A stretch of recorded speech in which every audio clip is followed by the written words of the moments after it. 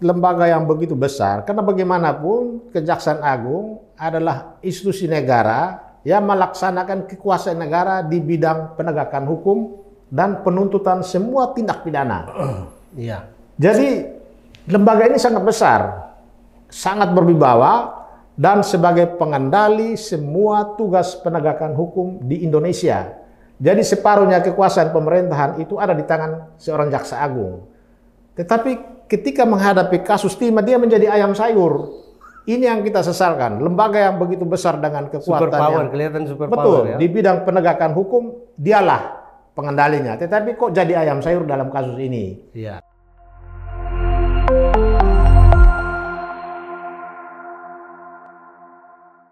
Pemirsa RKN Media di seluruh Nusantara, berjumpa kembali dalam acara Bedah Kasus.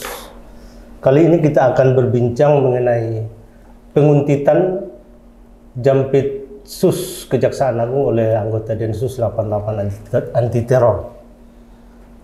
Di hadapan kita sudah hadir Kombes Polisi Purnawirawan Alphonse Leomau, seorang pengamat kepolisian, praktisi hukum, dan juga Bang Petrus Celestinus, praktisi hukum yang sudah tidak asing lagi. Bang Petrus dan Bang Alphonse, kasus penguntitan Jampitsus oleh Densus 88 sudah dinyatakan oleh Kapolri dan Jaksa Agung sudah selesai. Tetapi kasus ini masih tetap menjadi atensi dari masyarakat, termasuk juga media-media mainstream masih mengulas tentang ini. Menurut saya memang persoalan ini tidak bisa dianggap sepele karena menyangkut pertarungan, meskipun tidak secara terang-terangan, tetapi jelas bahwa kasus ini menghadap-hadapkan dua institusi penegak hukum yang seharusnya saling bersinergi. Belakangan anggota Densus yang menguntit Jaksa Agung yang ditangkap bernama Iqbal Mustafa sudah diperiksa oleh Paminal Mabes Polri, dan oleh Paminal Mabes Polri menyatakan bahwa tidak ada pelanggaran yang dilakukan oleh saudara Iqbal Mustafa. Nah, pertanyaannya, kalau tidak ada pelanggaran, lalu apa yang dilakukan oleh saudara Iqbal? Apakah ada surat perintah dari, karena dia anggota Densus, apakah ada perintah dari komandannya, dari kepala Densus, atau pimpinan Polri yang lain? Saya mungkin pertama ke Bang Alphonse dulu. Seperti apa sih kalau seorang anggota Polri itu dalam melakukan tugas dan fungsinya itu, apa yang harus dipenuhi oleh seorang anggota Polri? Jadi sepanjang pengalaman saya, dalam setiap penugasan, apapun penugasan, harus didukung dengan surat perintah tugas. Tugasnya tugas apa? Misalnya saja untuk melakukan penyidikan, mengungkapkan perkara apa, kapan, dan siapa-siapa saja anggota dan siapa yang memberi perintah. Dan demikian tidak ada anggota yang boleh berkeliaran dengan menggunakan sarana dinas ataupun tanda-tanda kesatuan tanpa ada surat perintah. Itu adalah sebuah ketentuan, karena ini organisasi resmi yang bekerja menegakkan hukum, jadi harus dan punya senjata. Dan punya senjata, jadi harus tunduk pada aturan-aturan baku. Ya, kalau kita cermati dari media, mereka ini kan berasal dari kesatuan Densus dari wilayah Jawa Tengah ya. Kenapa kalau dia di wilayah Jawa Tengah, kenapa harus berkeliaran di Jakarta? Kan harusnya tugas mereka itu ya dalam wilayah Jawa Tengah, dan sudah jelas kalau anti teror ya urusannya dengan teroris. Kenapa bisa ada, ini bahkan di media ada berita bahwa mereka menyewa salah satu rumah di kawasan Jakarta Selatan sebagai markas mereka. Ini artinya perbuatan mereka ini kan terorganisir. Mungkin ya Bang Alphonse. Ya, jadi kalau mereka Densus dari kesatuan yang bertugas untuk area Jawa Tengah, misalnya saja mereka bertugas di luar daerah tersebut, mungkin karena ada target atau sasaran yang harus dia jangkau untuk mengungkap, karena tugasnya Densus kan anti teror. Apakah mereka bertugas di Jakarta menyewa sebuah rumah tertentu karena ada sasaran terduga para teroris di tempat-tempat tersebut. Nah, sedangkan kalau memang menyewa sebuah rumah untuk menguntit seorang Jampitsus, itu yang perlu ada rincian penjelasan, karena hampir saat ini kan kita cuma mendengar dari berita-berita dari media, sedangkan secara resmi tidak ada berita yang menyatakan bahwa mereka ditugaskan untuk tugas apa, oleh siapa atasannya memberi perintah. Demikian. Saya ke Bang Petrus dulu. Ada statement dari Pak Mahfud yang cukup menarik, bahwa sebenarnya ini merupakan perebutan pengaruh dari mafia timah terutama. Ini perebutan oleh mafia. Ini menarik karena Pak Mahfud ini kan mantan Menko Polhukam dan tentu beliau tidak mungkin asal ngomong. Kira-kira Bang Petrus bagaimana ini pandangannya? Ya, jadi sebelum peristiwa ini meledak, ya, pembuntutan dan penguntitan ini kan terbuka, ya, dibuka oleh media sejak peristiwa terjadi pada 19 Mei 2024. Jika kita runut ke belakang, 2-3 minggu sebelumnya Pak Mahfud pernah mengungkap sebuah pernyataan bahwa ketika seorang penjahat ekonomi berkonspirasi atau berkolaborasi dengan pejabat di dalam pemerintahan dan kemudian mereka saling mengkhianati, maka yang korban adalah rakyat, ya, masyarakat. Nah, pernyataan itu kemudian muncul kasus ini, yang kemudian Pak Mahfud juga sempat menyatakan bahwa ini persaingan antar mafia memperebutkan penguasaan sumber daya alam timah menjelang akhir pemerintahan Jokowi dan masuk ke pemerintahan yang baru. Sehingga kalau pembuntutan ini dilakukan oleh oknum Densus 88 atau Densus secara institusi terlibat, maka ketika terjadi tangkap tangan terhadap oknum Densus bernama IM, ya, di inisial IM, mestinya penangkapan itu tidak serta-merta diserahkan ke Paminal untuk dikembalikan ke kesatuannya. Karena bagaimanapun pembuntutan atau penguntitan terhadap seorang Jampitsus di tengah Jampitsus sedang gencar-gencarnya menyidik kasus-kasus besar tindak pidana korupsi, dan yang terakhir adalah kasus tindak pidana korupsi di PT Timah Tbk, maka seharusnya terhadap oknum Densus dan kawan-kawan ini, IM dan kawan-kawan ini, harus dilakukan proses penyelidikan dan penyidikan, karena ini bagian dari upaya merintangi, menghalang-halangi tugas Jampitsus menangani kasus-kasus korupsi besar. Dan terbetik dari pernyataan Jampitsus sendiri, dari Kadif Kapuspenkum Kejaksaan Agung, bahwa tindakan pembuntutan dan pengintian ini terkait dengan tugas Jampitsus menangani kasus-kasus korupsi terhadap sumber daya alam, dan terakhir ini kasus timah. Ya. Ya. Yang kita sesalkan, kenapa kok Kejaksaan Agung seperti jadi ayam sayur ketika berhadapan dengan kekuatan Densus 88 atau dari Polri. Iya. Jadi hanya diinterogasi sebentar, kemudian dibuka handphonenya, terus melihat isinya, kemudian belakangan diumumkan bahwa ada 10 kelompok mereka ini ada 10 orang. Dari 10 orang ini mempunyai suatu misi khusus dan mereka menyewa rumah di Cipete ini untuk mengintai Jampitsus. Ya. Artinya di sini seorang Jampitsus diintai karena pekerjaannya, tugas dan fungsinya. Betul. Sampai si IM ini kemudian ditangkap oleh ajudan atau pengawalnya Jampitsus, itu berarti Jampitsus sudah pada posisi sangat terganggu dengan kehadiran kelompok ini. Ya, dan itu kan didahului oleh iring-iringan, ada kendaraan bermotor. Itu setelah itu. Ya, sebelumnya ada iring-iringan itu, lalu kemudian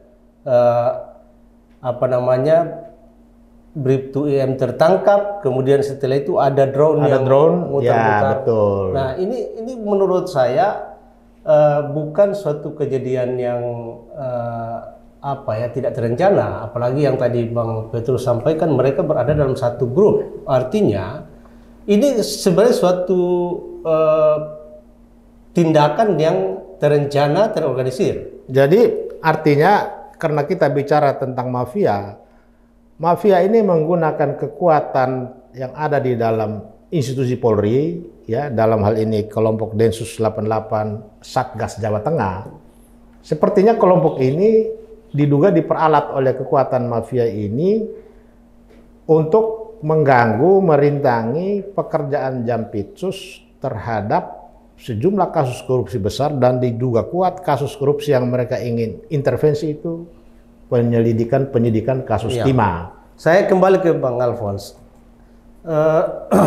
Ini kan mirip kejadian pada zaman sebelum reformasi, ya. Ada kesatuan elit yang diperalat, digunakan oleh segelintir elit untuk kepentingan-kepentingan di luar tugas kedinasan, bekerja di luar struktur komando. Nah, kalau kejadian ini terulang kembali, apalagi mereka ini dari kesatuan elit Polri, punya senjata, punya kemampuan yang lebih daripada aparat yang lain. Nah, kalau ini dibiarkan, tidak ditindak, menurut saya ini sangat berbahaya, Bang Alphonse. Ya. Apa yang membedakan kesatuan terorganisir dengan bandit yang memang tidak ada pimpinan yang terorganisir atau dengan tugas-tugas semaunya? Kesatuan elit ini kan punya komando dan pengendalian. Garis komando, siapa pemimpinnya, memberikan perintah apa, untuk tugas apa. Untuk itulah dia dilengkapi dan berbagi peralatan, senjata dan sebagainya. Sangat berbahaya apabila indikasi gerakan-gerakan ini merupakan gerakan sporadik yang dikomandoi atau dipimpin oleh oknum-oknum tertentu. Betapa berbahayanya negeri ini dengan ancaman-ancaman serupa.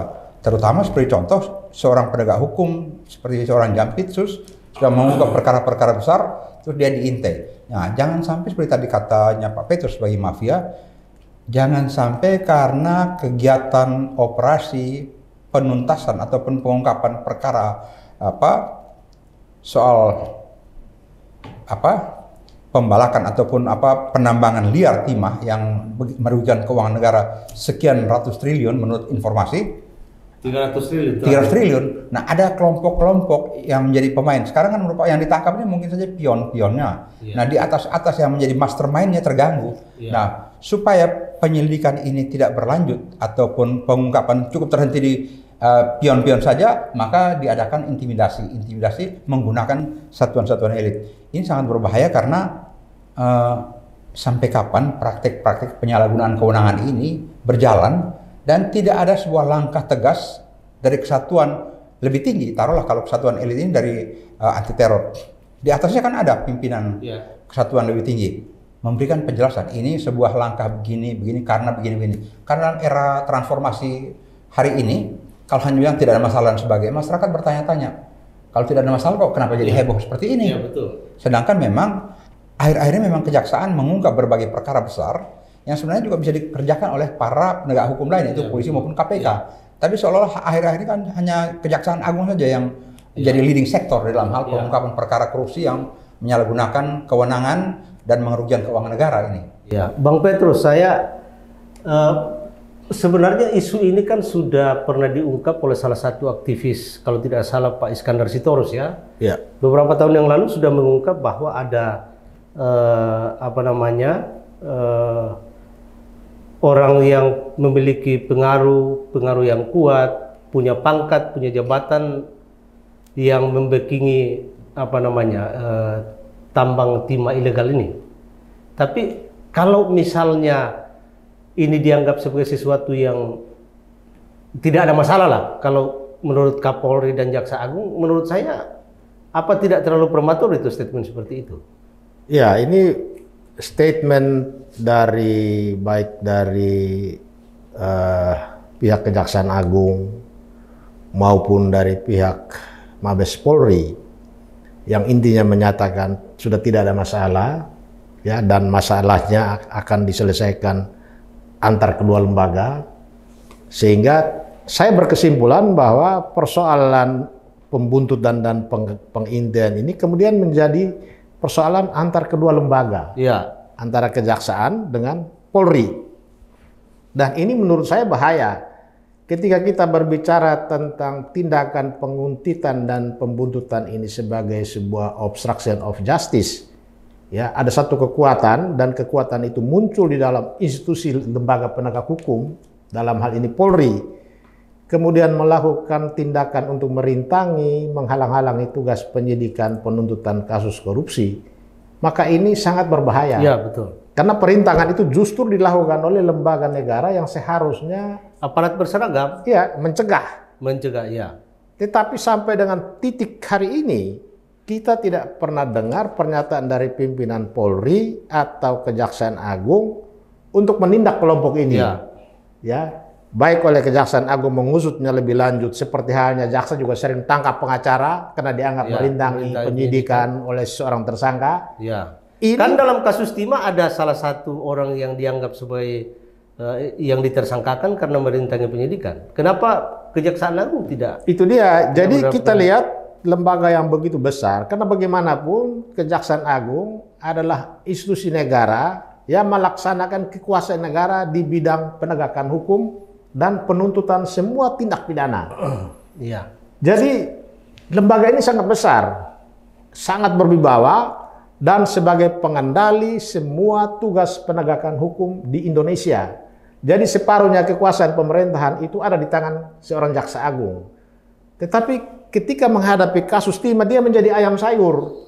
Ini yang kita sesalkan. Lembaga yang begitu besar dengan kekuatan Superpower, yang kelihatan super betul power, ya. di bidang penegakan hukum, dialah pengendalinya. Tetapi kok jadi ayam sayur dalam kasus ini? Iya. Ini yang kita heran, apakah ini saling tersandera, kejaksaan tersandera karena mungkin di sana juga ada mafia yang pegang.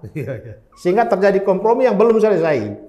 Polri sudah diam, tapi kejaksaan masih terus mengupdate bahwa kasus ini terakhir drone hari tanggal 5 atau 6 kemarin masih ada drone yang berputar-putar dan ditembak. Ya. Artinya gangguan itu masih jalan. Dan menariknya begini, biasanya dalam penegakan hukum itu institusi Polri itu membackup usaha-usaha penegakan hukum, tangkap dan sebagainya. Misalnya KPK mau nangkap orang dan sebagainya, di backup oleh polisi. Nah, ini hari-hari ini fenomenanya bergeser oleh kejaksaan. Kalau begini caranya menghadapi ini, maka kejaksaan akan diperkuat oleh pengamanan TNI Angkatan Darat. Nah, mau dibawa kemana konsep penegakan hukum di negara ini apabila TNI ikut campur dalam tugas-tugas penegakan hukum serupa ini? Dengan alasan ya karena kejaksaan terancam, terintimidasi, maka kami perlu pengaman. Nah, pengaman itu keluar dari konteks penjagaan keamanan ketertiban, begitu. Bang Alfons sama Bang Petrus, saya tertarik dengan tadi yang disampaikan Bang Alfons. Sebelum kejadian ini kan Jampitsus sudah dikawal oleh Puspom TNI. Karena sudah ada sinyal-sinyal. Ya, sudah ada sinyal-sinyal. Itu artinya sudah ada sinyal sebelumnya bahwa ada ancaman terhadap Jampitsus terutama ya, dan mungkin aparat di bawahnya. Yang juga menarik, apakah ini secara kebetulan Kejaksaan Agung kan juga punya pengamanan, aparat pengamanan, mereka punya senjata juga, jaksa-jaksa dibekali senjata kan. Tetapi kenapa harus meminta pengamanan dari POM TNI? Apakah ini juga ada indikasi perebutan pengaruh antara, kan kita juga selama ini tahu terutama di masa Orde Baru, jenderal-jenderal dari TNI itu kan kebanyakan menjadi backing untuk pengusaha-pengusaha tertentu. Nah, apakah ini ada perebutan pengaruh antara aparat berseragam hijau dengan berseragam coklat? Saya kira begini ya, kita di kejaksaan itu sudah lama kita tidak punya jaksa agung muda pidana militer. Ya, mungkin sekitar 10-15 tahun kita nggak punya. Tetapi belakangan ini Kejaksaan Agung akhirnya membentuk, ya, menghidupkan kembali Jaksa Agung Muda Tindak Pidana Militer. Kira-kira belum setahun ya. Nah, saya pikir mungkin sinyal-sinyal tentang pada akhirnya nanti kekuatan posisi Kejaksaan Agung ini semakin intensif melakukan penegakan hukum terhadap kasus-kasus korupsi besar yang melibatkan kekuatan besar. Sehingga dengan menghidupkan kembali Jaksa Agung Muda Pidana Militer dengan mengangkat seorang jenderal aktif atau pensiun duduk di dalam jabatan itu, saya kira ini sinyal atau tanda-tanda bahwa akan terjadi ini sudah lama dicium oleh kejaksaan. Sehingga selain memang ada fungsi pidana militer yang diemban oleh kejaksaan dalam bidang penuntutan sehingga perlu dia punya, tetapi mungkin ada soal ini juga dihitung dan dilihat oleh kejaksaan. Jadi kalau kemarin itu pengawalan terhadap seorang Jampitsus oleh tenaga pengawal dari TNI masuk akal, ya. Meskipun kita sangat sayangkan ketika dia menjadi tindak pidana, kenapa dia tidak proses langsung, ya? Di sana sudah handphonenya sampai dibongkar, dibuka, dicari tahu, ternyata ketemu ada 10 anggota Densus ada di dalam satu grup WhatsApp namanya Time Zone. Dan grup ini ditugaskan khusus untuk mengintai seorang jaksa agung muda tindak pidana khusus, tetapi kasusnya jadi ngambang. Ya. Bang Alfons, ada komentar nggak? Kira-kira apakah Kejaksaan Agung ini di backup oleh POM TNI? Ada kaitannya dengan perebutan pengaruh antara seragam hijau dengan coklat atau secara kebetulan saja? Semua kemungkinan bisa terjadi karena pasca reformasi udah bukan jadi rahasia umum bahwa yang bermain-main di lapangan dalam segala bidang itu yang punya kewenangan. Kalau dulu ada segi-segi keamanan dan sebagainya itu orang datang juga ke Koramil, ke hijau dan sebagainya. Tapi sejak reformasi kan semua ke coklat. Jadi kemarin kita lihat pada soal Sambo itu kan, ada mafia tambang dan sebagainya kan, daftar nama-nama tuh kebanyakan coklat di sana. Nah, di sini mungkin saja ada kecemburuan dari kelompok-kelompok tertentu yang dahulunya juga ikut bermain-main di lahan basah ini, terus tiba-tiba kehilangan mainan. Nah, waktu kehilangan mainan ini yang temannya coklat juga merasa ini permainan saya sendiri. Nah, sekarang ini saatnya mungkin udah saatnya untuk berganti peran. Apalagi kita pernah dengar beberapa saat yang lalu pasca terjadinya begini kan ada pernyataan dari kalau tidak ada Menhan, saya akan perbantukan Kopassus kalau perlu untuk itu. Nah, ini sesuatu yang perlu diwaspadai oleh teman-teman coklat karena apakah ini mulai terjadi pergeseran kalau nanti pergantian pemerintah sekarang yang reformasi kembali ke era-era sebelumnya di mana pemain di lapangan begitu beragam dan masing-masing orang merasa ya kita sama-sama punya peran untuk bisa mengamankan entah pertahanan entah keamanan. Kita punya peran yang sama di dalam negara ini. Ini indikasi-indikasi ke arah itu bisa terjadi karena kondisi terakhir ini. Artinya menurut Bung Alfons kekuatan Orde Baru akan muncul kembali. Pola-pola Orde Baru. Pola-pola Orde Baru akan muncul kembali. Saya setuju itu, karena tanda-tandanya sudah semakin kelihatan. Tapi muncul kembali dengan aktor yang berbeda, institusi yang berbeda. Polanya diambil. Kalau dulu orang mengkritik difungsi ABRI, maka yang sekarang justru katanya multifungsi. Multifungsi. Jadi sudah ada bonusnya, ada difungsi plus, jadi multifungsi. Dan di sisi lain ada semacam singkatan-singkatan. NKRI itu negara kepolisian, makanya di berbagai instansi itu ada polisi ke ex-polisi. Terakhir kan ini ada Irjen Departemen Agama dan sebagainya akan masuk polisi aktif di Bulog dan sebagainya, di KPK, BNN. Hampir sebagian besar fungsi-fungsi di luar kepolisian ini diawaki oleh pejabat ataupun petinggi Polri. Sedangkan dari teman angkatan lain kelihatan sepi-sepi saja, mereka hanya penonton. Jadi mungkin ini saatnya untuk mulai berganti peran. Dan sekarang ramai-ramai petinggi-petinggi Polri dikaryakan pada institusi pemerintahan yang lain. Ini bakal ada lagi Kapolda Jawa Tengah mau jadi irjen di Kementerian Perdagangan ya? Agama. Departemen Agama. Irjen Departemen Agama. Ya. Terus kita kembali ke topik perseteruan institusi kepolisian dan kejaksaan agung. Ini bukan kali pertama institusi Polri berseteru dengan sesama penegak hukum. Sebelumnya sudah berkali-kali institusi kepolisian berhadapan-hadapan dengan institusi KPK. Nah, itu yang dulu disebut buaya dengan cicak. Cicak dan buaya dan kemudian ada lagi setelah itu. Yang menarik, ini kan terjadi setelah reformasi. Setelah Polri memisahkan diri dari TNI, justru kelihatan Polri ini menjadi sangat sangat super power dan sekarang berseteru dengan Kejaksaan Agung. Meskipun oleh pimpinan Polri dan Kejaksaan Agung disampaikan bahwa tidak ada masalah, tetapi faktanya kan terjadi ini. Nah, kira-kira pendapat Bang Alfons dan Bang Petrus? Apakah ini kegagalan reformasi kepolisian atau? Ya, saya kira karena masing-masing institusi ini punya lahan garapan yang sama, penegakan hukum.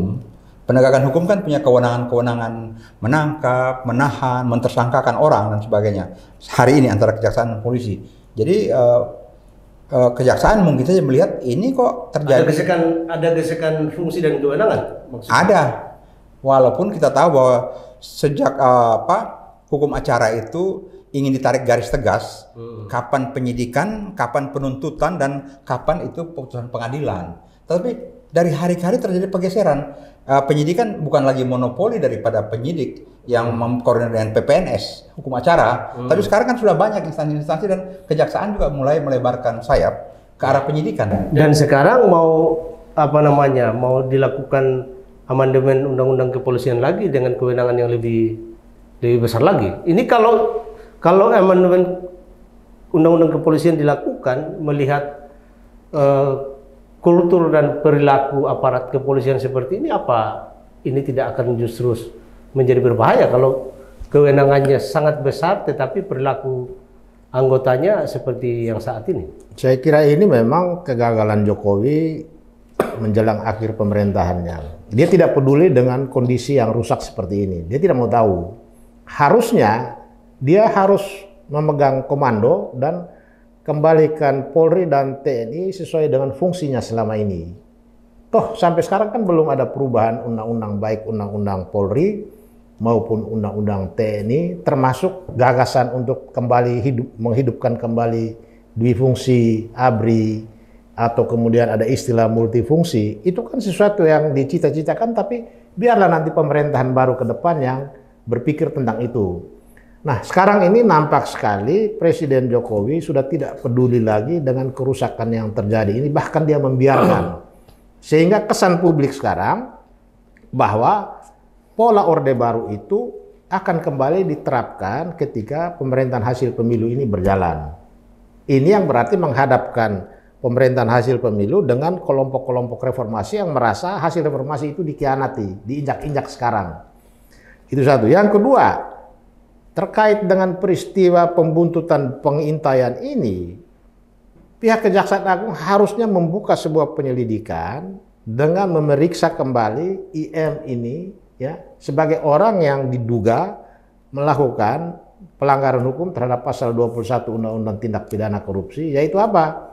Merintangi, menggagalkan, menghalang-halangi penyidikan dan nantinya persidangan perkara korupsi yang saat ini ditangani oleh Kejaksaan. Iya. Ini yang kita lihat diabaikan oleh Kejaksaan Agung, bahkan juga pimpinan Polri.